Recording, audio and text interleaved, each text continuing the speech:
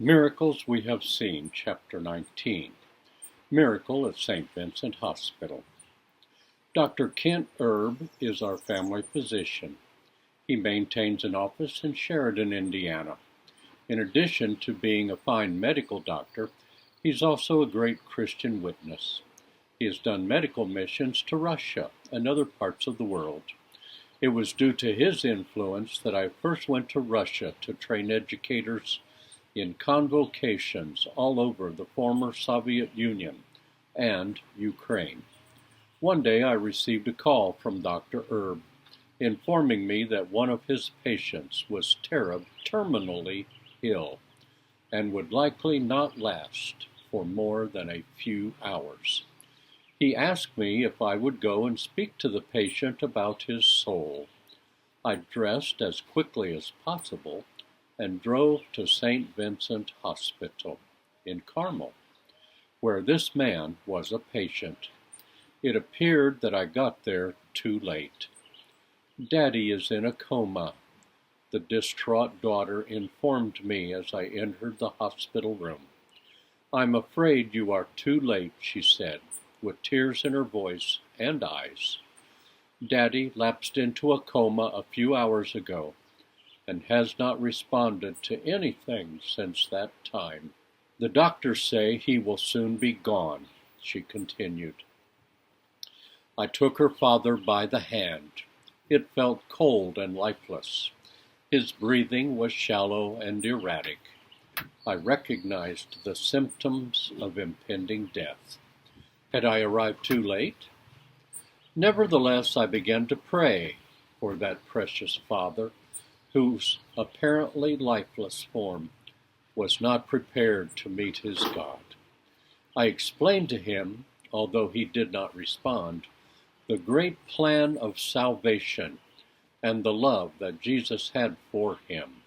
I asked him to repent.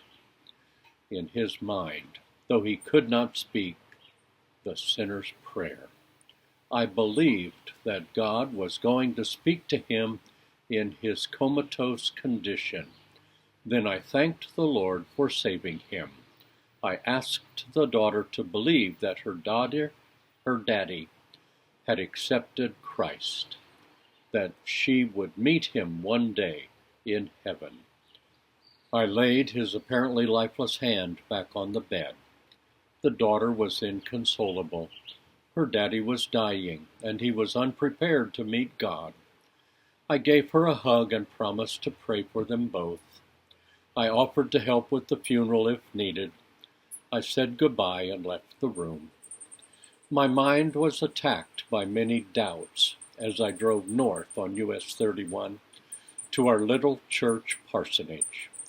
I finally committed the dying man to the Lord. I expected to hear in a short time that he had died. The phone rang a few minutes later after I arrived. "Pastor Terry?" "You will not believe what happened." The voice on the line was exuberant.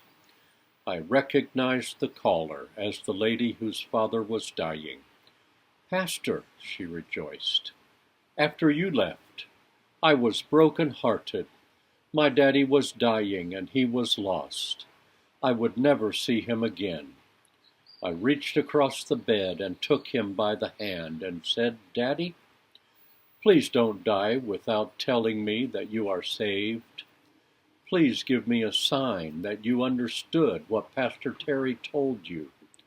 Please give me a sign that you have Jesus in your heart and that you are ready to meet him.' 'Pastor,' she said, 'the most wonderful thing happened.' Daddy squeezed my hand hard and gave me a big smile. In a few minutes, Daddy was gone. I know my daddy is in heaven." "Thank you, Pastor." My heart leaped with joy as I felt like I was walking on air. A call from Dr. Erb confirmed the story at St. Vincent Hospital. That word raced like wildfire, we were told later. Soon a lot of the staff was talking about the man who had been in a death coma and received Christ. We all rejoiced. we knew that we had seen a real miracle. Never give up on your lost loved ones. God can rescue them, no matter how impossible it seems.